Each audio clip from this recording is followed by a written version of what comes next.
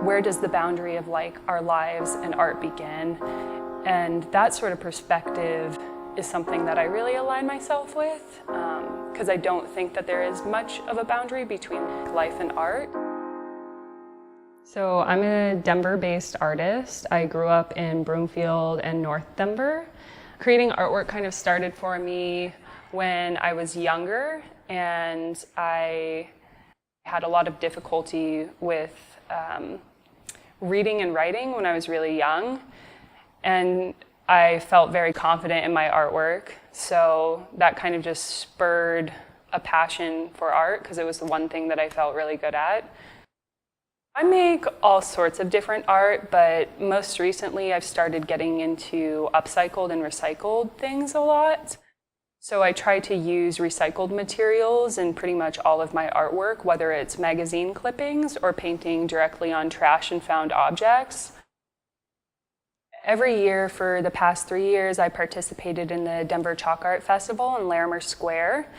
So I do chalk art as well. I really like public art and mural making. I just love chalk art. It's also kind of a performing art in itself, because people kind of get to participate in that with you as they pass by. And I don't think that's a bad way to look at art too, is like seeing it as something temporary, because it kind of lets you just like get more absorbed in the process itself, and then once it's done, it's done. I work out of Art Gym, and Art Gym is a community gallery space. It's basically an alternative to private studio space. I mostly am able to like use equipment outside of here, but like when it comes to screen printing, there's no way I could afford the exposure units and things that I need to create that. And Art Gym has all of that for me.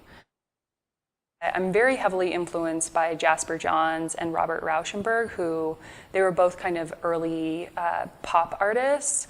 They incorporated like mixed media a lot into their work. They did like a lot of screen prints, a lot of repetition, and just like experimented with new things. It's about expressing yourself in whatever medium you see fit. It's about trying new things. And I think at its strongest, it's also about like forming a community around that. But it's also something where it's like, will I become a professional artist? I mean, like, I can try, and I can try my hardest, but I'm also not going to just be like, this is the end all be all, you know? You just create, and if it gives you life, you do it.